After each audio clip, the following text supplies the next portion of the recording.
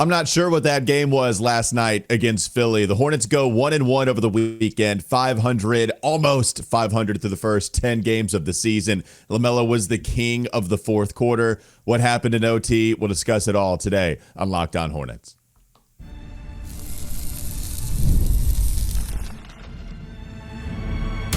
You are Locked On Hornets, your daily Charlotte Hornets podcast. Part of the Locked On Podcast Network. Your team every day. In a minute, cuz we live.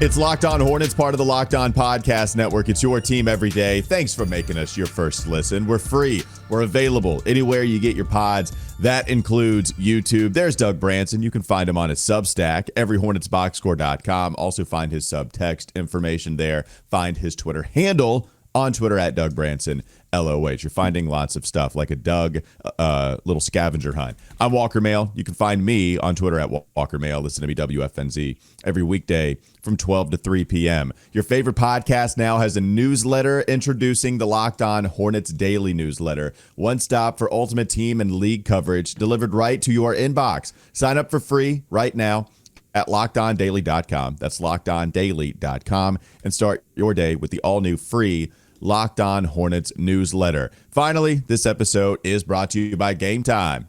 Game Time? Game Time. Download the Game Time app, create an account, use code LOCKEDONNBA for $20 off your first purchase. We appreciate Game Time. Wild one. Goodness gracious. Last night was a drunk game. I saw that joke about 50 different times on Hornets Twitter. Philadelphia, they beat the Hornets 107-105. It happens in overtime. The only reason they get to overtime is because of yet another remarkable fourth quarter with LaMelo Ball leading the way. He's been the best scorer in the NBA when it comes to fourth quarter scoring time, and last night was no different. That three from the corner was absolutely ridiculous. A fadeaway early in that inbound possession, and then nails it. Ties it. Paul George on the other end doesn't hit it. They go to OT, and then we'll have plenty to break down off a wild sequence in those final 5 minutes of basketball. But unfortunately, Hornets not able to get it done last night against a pretty depleted 76ers team. Yabusele and Jared McCain, Doug. Those were the guys that led Philly to victory, and they were outstanding, especially Jared McCain in the fourth quarter / second half. Yeah, what are you going to do? I mean, I think so much of this season, I don't know, just throw your hands up and say, Yabusele! That's all you can do. This is a season about evaluation, and so, we can, kind of get upset about wins and losses if we want to. That's certainly, you're well within your right if you'd like to do that. I don't think the Hornets are necessarily. I think a lot of this is about figuring out what kind of guys they want to take into the future and what kind of guys they don't. Certainly, they would love to have LaMelo's fourth quarter scoring now and in the future. That shot that he hit, you're right, it was incredible. I think only a handful of guys in the league you would trust with that kind of shot. The way that he takes the big steps to create the space and then to get his body squared up as he's falling out of bounds and knock down the shot on 1 foot, like it's just. It's incredible. Well, they're not playing for the last shot, right? Paul George kind of did the same thing. It was questionable right after that LaMelo possession where he had the open look but wants to be the hero. LaMelo would love to be the hero, but he doesn't care when he's the hero. He doesn't need it to be at the very end of the game because there was time, and he decided to hoist that thing up as soon as he turned around. The foot, by the way, just like a little centimeter of space between his foot and the three-point line. Nails it. What a fun shot for him. Well, this is why you wear pink shoes. This is why you wear neon green shoes. This is why you wear any shoe that isn't near the color black, because you want to make sure that when they go to the review that there's just no question. And you could see that there's the contrast between the shoes and the three-point line. It was so clear that he was behind it. But, and honestly, I think like as they sort of look to the future in late game situations, it's probably better to set up an inbounds play that doesn't allow LaMelo Ball to overthink things. Because I thought in overtime, there were some possessions late where he sort of overthought it. He, dribbled too much, tried to make moves, didn't make them in time. There was a shot clock violation that was bad. in overtime.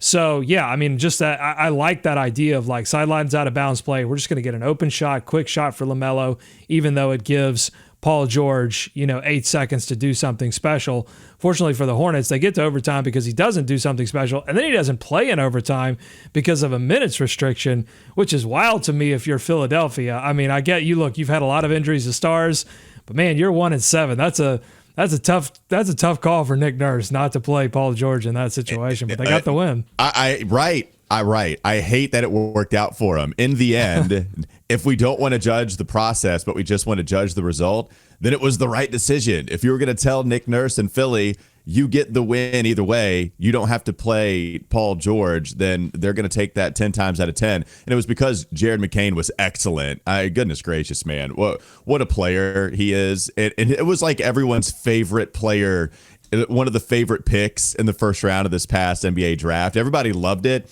But Not still, me.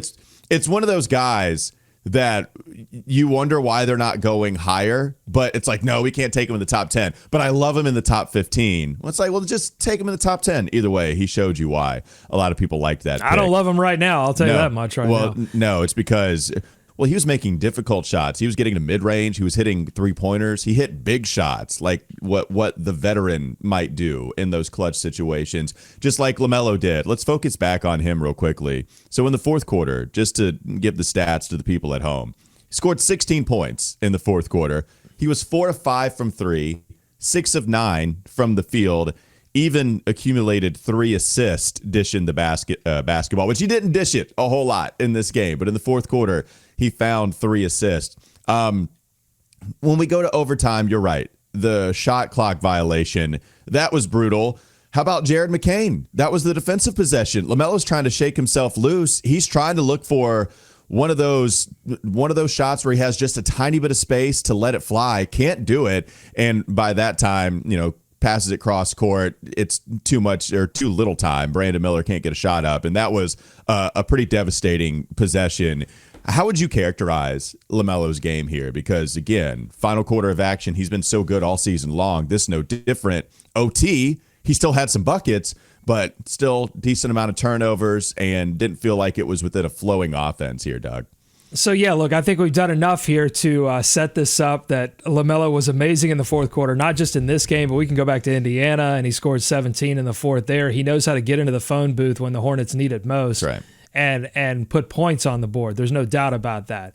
But I think if I were to characterize LaMelo's game, I would characterize it in the same way that I would characterize really both of these games this weekend for the Charlotte Hornets, in that they put a lot of stuff on tape that they can go back to the laboratory and really learn from. Like, I thought, to me, this game, particularly in the fourth quarter and overtime, was like a playoff simulation game, but on easy mode, because, you're not playing Philly with Maxey, Embiid, and Paul George, 3 guys who can make a shot.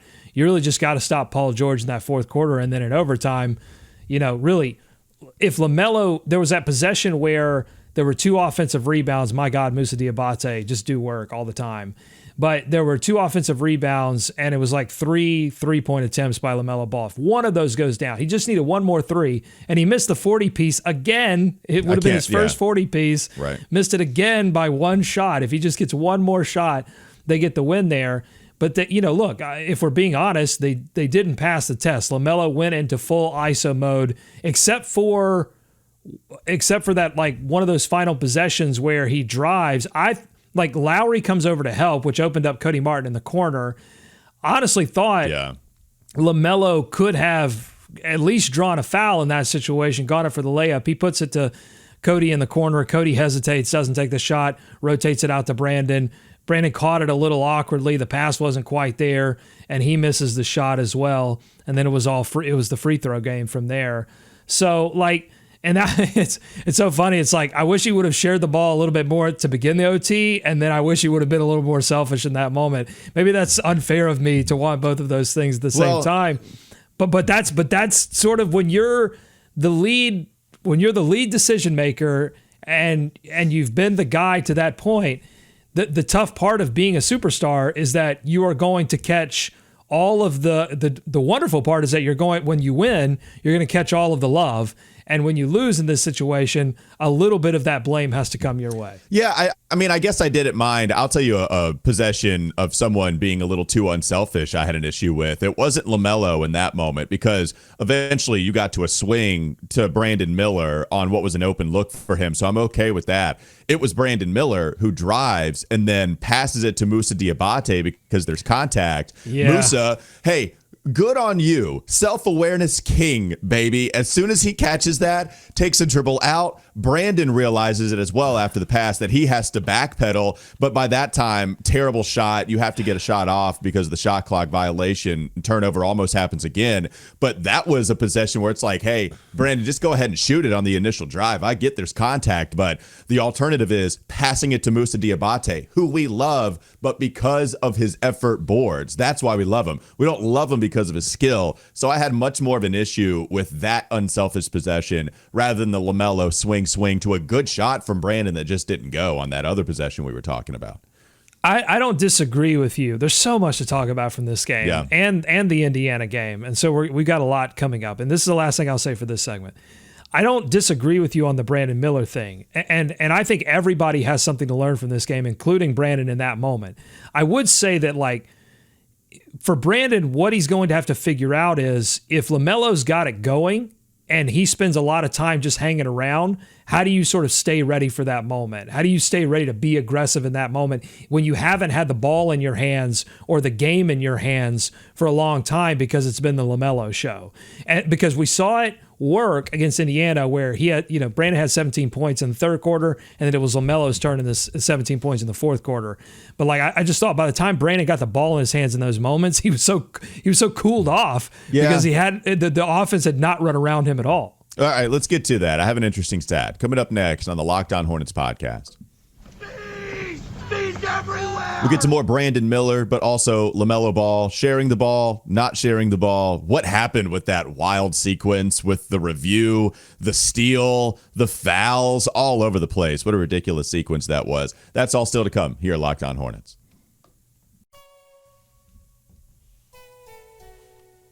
This episode is brought to you by FanDuel. Get ready to tackle the NFL action, the second half of NFL action, with FanDuel, America's #1 sportsbook. Because right now, new customers can bet $5, get $150 in bonus bets if you win. The FanDuel Sportsbook app gives you everything you need to place live bets on the NFL all in one place. So when you get a hunch in the middle of the game, you can check out the latest stats, view live play-by-play, and so much more on the same page where you place your bets. Just visit FanDuel.com to join today. You'll get started with $150 in bonus bets if you win your first $5 bet. That's FanDuel.com. Never waste a hunch and make every moment more with FanDuel, an official sportsbook partner of the NFL. More Locked On Hornets ahead.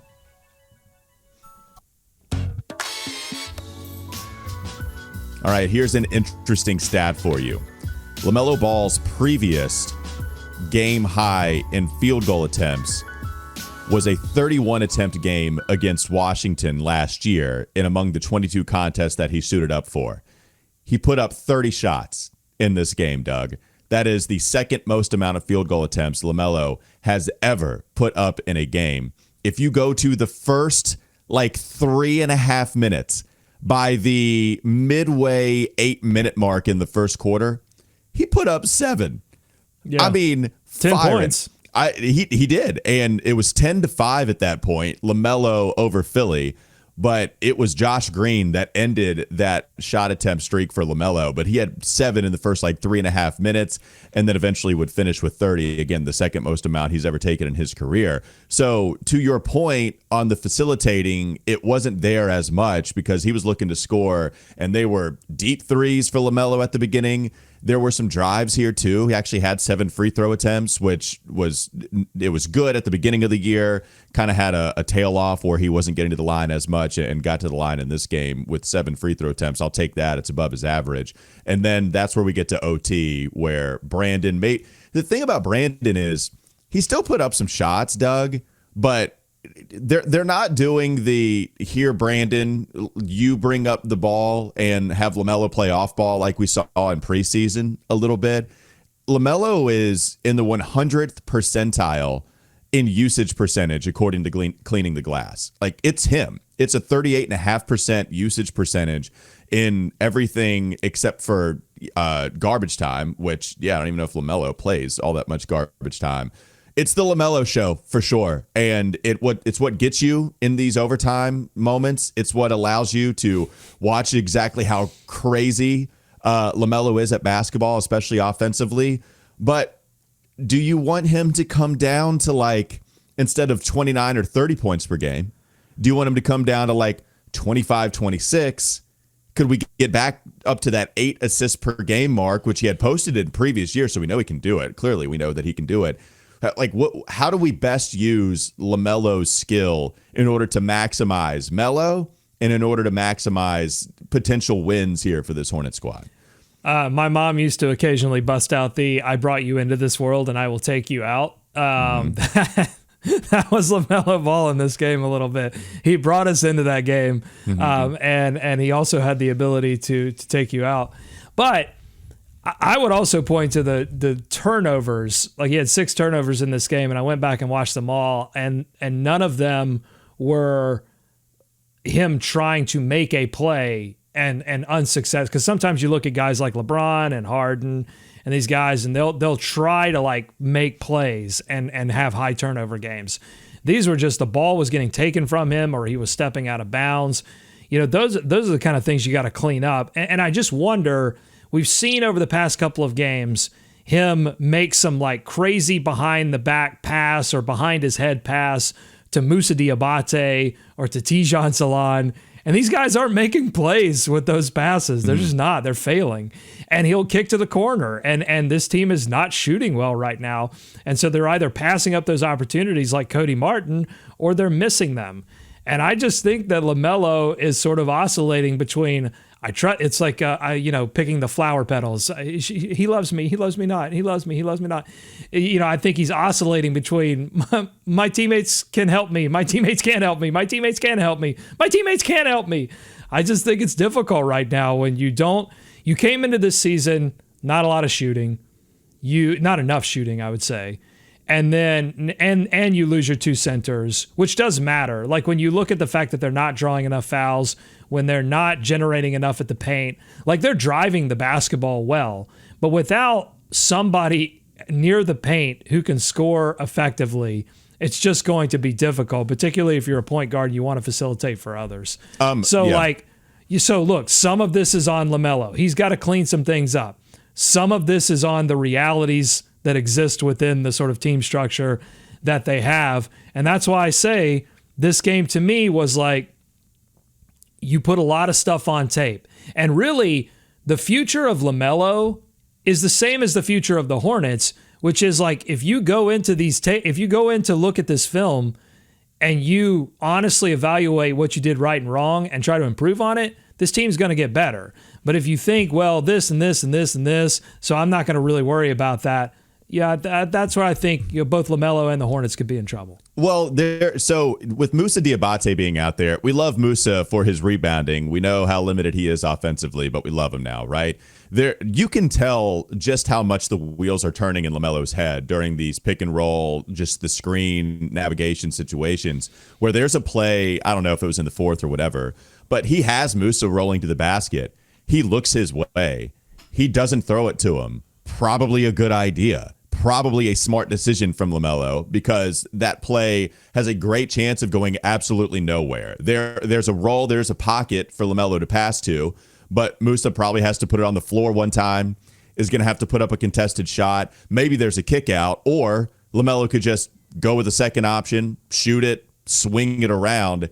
You can tell, even with LaMelo putting up a ton of shots, and you can tell that the wheels are turning. You can tell he's making like decisions in which he's not reacting just helter-skelter, right? There's a method to his madness. And so I think that was a good decision. He still finished with 8 assists, by the way. I was just talking about 8 assists for an average standpoint. But there are also those times where he doesn't pass it to Moussa unless he's wide open. Moussa's, one of his buckets did come a lot later in this game on a situation where LaMelo recognized it and dished it to him.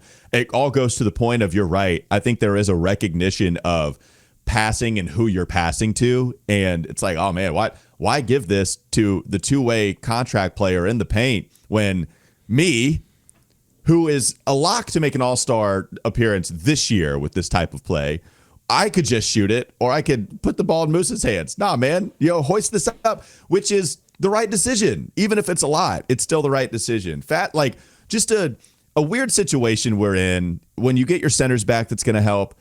When you get Miles back, that's going to help. Maybe when you get Brandon Miller in more of a rhythm, that will help. I wonder where we are with Brandon right now. It was 4 of 5 inside the 3-point arc. It hit a couple shots at the rim, had an awesome putback dunk, but was only 3 of 10 from the 3-point line. So it'll be interesting to see where Brandon goes from here. But yeah, those decisions LaMelo is making, I can understand why he's making those decisions entirely.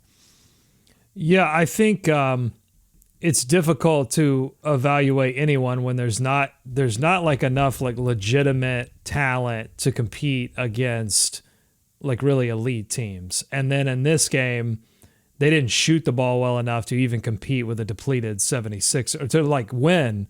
I mean, again, you don't turn the ball over 14 times in the first half, you probably win. You shoot a little bit better. You hit 3 or 4 more threes. You probably come out of this thing with a win. But none of that stuff's happening, and they really are. I think the Hornets really are stretching the NBA math to its theoretical limits. You have 54 3-point attempts in this game, but you only shoot 25% of them. That's after 50 against Indiana. Right. And that was in regulation. That's even crazier because you had some time in overtime to inflate those numbers, and LaMelo took at least 3. I think 54 is a record, by the way, for them in the last couple of years. Not to interrupt, but when we were doing this stuff, when they were high 40s, it was, hey, they haven't posted many games above this mark, and that would have been against, I don't know, whatever the team was, Toronto, whoever it was. This, I believe, is the most attempts that they've put up from deep over the last 2-3 years. And see, that's the most interesting thing about this Hornets team is that Charles Lee has come in and he said, hey, guys, we're going to play like Boston. We don't have the talent that Boston has, but we're going to play exactly like that team. We're going to challenge you defensively in ways you've never been challenged before. We're going to shoot a unbelievable amount of 3-point shots, even though we don't have the shooting. Charles Lee seems to be preparing this team for a future that hopefully the ownership group and Jeff Peterson will deliver upon in terms of the kind of guys that can execute that plan.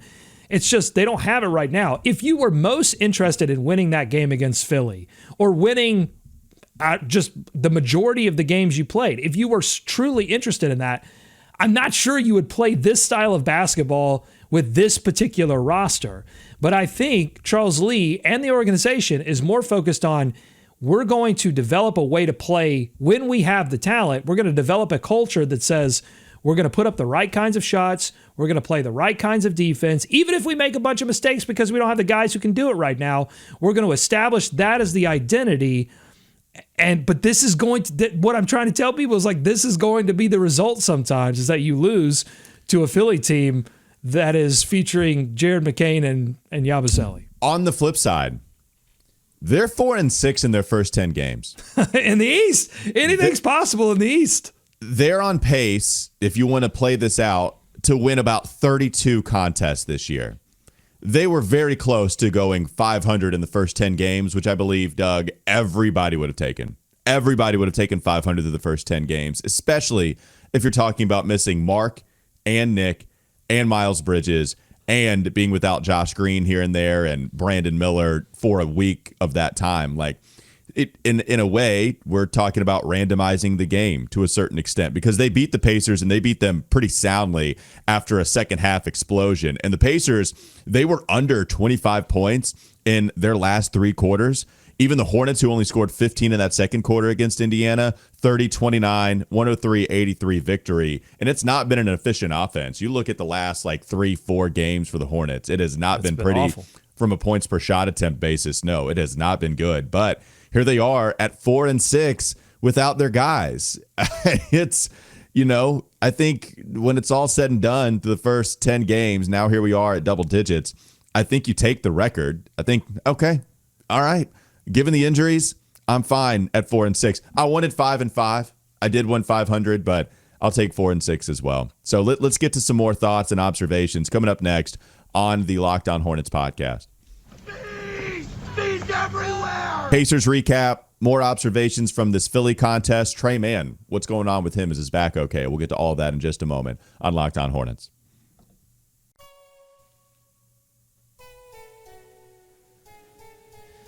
This episode is brought to you by Game Time. Game Time? Game Time has a new feature called Game Time Picks that makes getting tickets to see your favorite teams play live even easier. And it's just not sports, by the way. You can also filter out all of the fluff to show you incredible deals on great seats at concerts, theater events, comedy. It doesn't matter. It doesn't just have to be sports with Game Time Picks. So curation makes it easier to save more on all of those events. They have all-in pricing. Toggling this feature shows the total up front with no surprise fees at checkout. Your seat views give you a panoramic view from your seat in the app before you buy. And Game Time offers you a lowest price guarantee, or Game Time will credit you 110% of the difference. Again, it's not just 100, it's 110% of the difference. So download Game Time, download the Game Time app, take the guesswork out of buying tickets with Game Time Picks, create an account on the Game Time app, and use code Locked On Hornets. That's right, Locked On Hornets for $20 off your first purchase. This helps us, people. Terms apply. Again, create an account, redeem code LOCKEDONHORNETS. Locked On Hornets for $20 off. Download Game Time today. What time is it? Game time? Game time.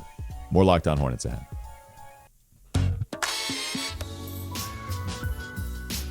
Doug, take the steering wheel. Where do you want to go after that Philly game? Did you want to focus on Indiana? This is your world. Diabate stat line for Indiana: 0 points, 0 assists, 15 rebounds. Also added 4 stocks. Again, tons of offensive rebounds. Yeah, offensively, it's in Indiana in particular that it was a bit of a disaster of a game offensively. But I mean, 15 rebounds is great. He's the perfect kind of player who's going to get minutes under Charles Lee in his first year. And a couple of player updates. Trey Mann, didn't get, I think, under 20 minutes in this game, and people were wondering what was going on. We didn't get any kind of official injury report, but he did have a back wrap, it seemed like, on the sideline. So maybe we'll get some clarity on that. Yeah, and just to Tuesday. To give you the injury report real quickly, coming into this game against Philly, Hornets PR tweeted out that he had lower back soreness and he was probable for that game. Eventually suited up, but Doug, people, I saw maybe 1 or 2 people tweet at me, what in the hell? Why isn't Trey Mann playing? I mean, how many minutes did he get in this game? He only got, 16? It has to be injury related, right? It can't be anything other than his back and or something going on with Trey, because he would have played in that second half, fourth quarter OT if he was really ready to go. One guy who's not playing, Vasa Micic, and we actually did get a question to Charles Lee about Vasa and his minutes and the quote. Did I have the quote in the rundown? Maybe, if my rundown will cooperate with me. Yep, I got the quote. It's I think it's him just talking about how he's been a professional. What he says about Micic, it still stands, that he is a really good basketball player and he's taken the right approach. Here it is. He said I stick by what I said about him being a great basketball player. He continues to work on his body, work on his game. He's been a total professional. That is Charles Lee's comments on Vasa Micic. So I think it's interesting that he mentioned working on his body before working on his game, because I think if you watched Vasa in the preseason, he didn't look like he was in shape. He wouldn't be the first player to come into an NBA season out of shape, but he also was not playing well. And so, I think if you're Vasa Micic and there's a new coach and you're already sort of questioning your role on the team, and you've had some quotes that were a little bit questionable as to your commitment to the Charlotte Hornets, I think what you would want to do is come into the NBA season in shape, ready to go, ready to prove hey, I want a big role on this team and I'm ready for it. And he didn't do that. And so I think it's going to be difficult for him to get back into that trust zone. Once you lose trust with a coach, can you regain it? I'm not sure. We'll see. I think with Micic, maybe just some decision making and helping move the basketball, because this has actually not been a facilitating team like we've seen them in the past, where, what was it, a few years ago, they were the leaders in assists for the NBA. That number has dwindled down, but it's because, one, LaMelo's been injured so many times, yet still their offense was most efficient when they were rotating the basketball. Now it's like Charles Lee, here's the ball, LaMelo, just go ahead and put up a bunch of shots because you're clearly our best player. Brandon Miller, put up a bunch of shots because you're clearly our second best player. Miles Bridges. So it's like a bunch of usage stats that these guys are putting up, and there's not a whole lot of movement to the game. That is a little different if we're just talking about stylistically what we're seeing from the offense. So can Micic help offset that just a little bit, or does he just continue to play so poorly you can't play him? Because Charles Lee, the timing for him sitting Micic, it matched up with when everyone was like, okay, it's time to see Nick Smith Jr. or somebody else. It matched up perfectly. As soon as we started questioning it, Charles Lee made that decision. So you're right. The Olympics, he played a lot of basketball. I don't know if he's tired and he's working on his body rehab-wise, or if he didn't do anything after Olympics and just came in that out of shape. Who knows? But he's not playing for a reason. And look, I think if his body is ready to go and he's playing better in the limited, part of the problem too with like regaining the trust of a coach once you get into the season is that you don't have a lot of practice time to sort of prove, and he talked about pregame that, they've had meetings to talk about the team, like they're in communication with one another. It's just like you have so many limited opportunities to prove like, oh no, actually I have it going now. So you can put me in and everything's going to be okay. But I mean, the offense is in the toilet right now because if you have a bad shooting night from one of LaMelo Ball or Brandon Miller, you're guaranteed to have almost an apocalyptically bad offensive night. If both those guys have it going, then you're probably going to have like a bad night offensively because there's no one else and the facilitation is not there. And so if Micic is at all ready to go, then, I think he would be smart to play them because, even with Mann out, the ball is sticking. I mean, there's just no one like Cody Martin is not going to move the basketball as effectively as like a legitimate point guard option.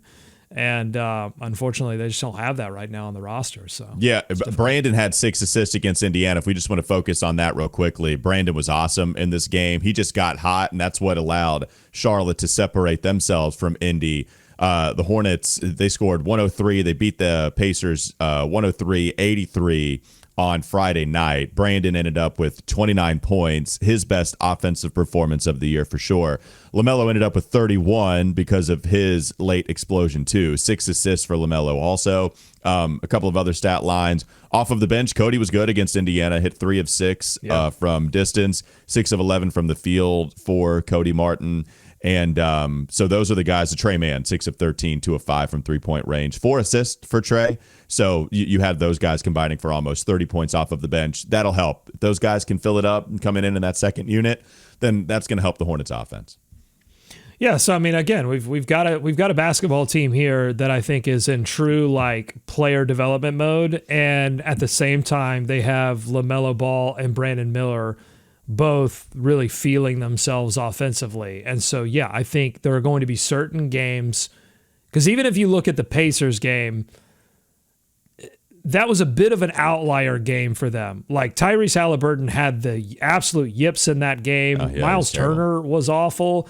And then I don't know who they just beat a quality opponent, I think last night. So like that was a little bit of an aberration game for Indiana. So the Hornets, they have what the bottom line is they have enough fight, which they didn't have last season because of injuries and because of maybe a little bit of roster construction.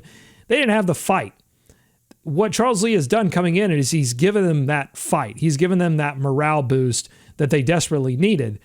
They just don't have the execution piece. And that's going to be the challenge from game 1 to game 82 is in March and April, do we see a team that's executing better? That's going to give you the indication of like, okay, this team is going somewhere.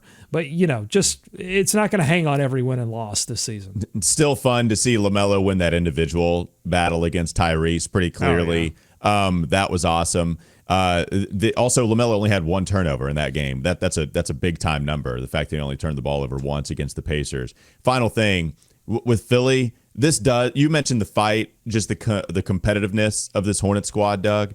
It feels like this was the first game they lost that they should have won, and or vice versa. Maybe not as vice versa, but it's the first game they lost that they probably should have won. And even then, you could point to no Mark, no Nick Richards, no Miles Bridges, no Trey Mann in the fourth OT. So maybe that's actually being a little unfair. I do think you can make the argument if, hey, we're in overtime, they don't have Paul George, it's old Kyle Lowry, it's Yabusele, and it's Jared McCain. You probably favor the Hornets in those last 5 minutes, especially with LaMelo and Brandon being out there.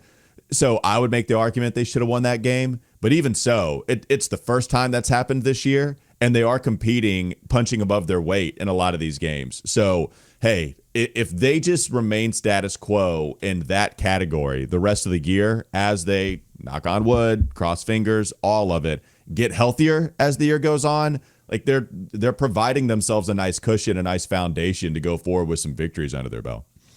I totally agree. I think, you can't come out of this weekend being super disappointed about the Charlotte Hornets because they lost a game against Philly, even though Philly, we've had all the caveats about what Philly was. Yeah. But even with that loss, I think you have a lot to be positive about with the Charlotte Hornets right now. All right, and we'll continue to talk about it as the week goes on. Thanks for making us your first listen. We're free. We're available anywhere you get your pods. That includes YouTube. Check out everyhornetsboxscore.com. Doug Branson is writing all sorts of good stuff there. David Walker also helping him out. Find Doug's subtext info on everyhornetsboxscore.com too. I'm Walker Mehl. Listen to me, WFNZ, every weekday from 12 to 3 p.m. talking back-to-back Panthers wins this week. Look at Bryce Young, man, growing right in front of our eyes. That was a great growl from Doug as well. Have a great rest of your day. We'll be back with you tomorrow.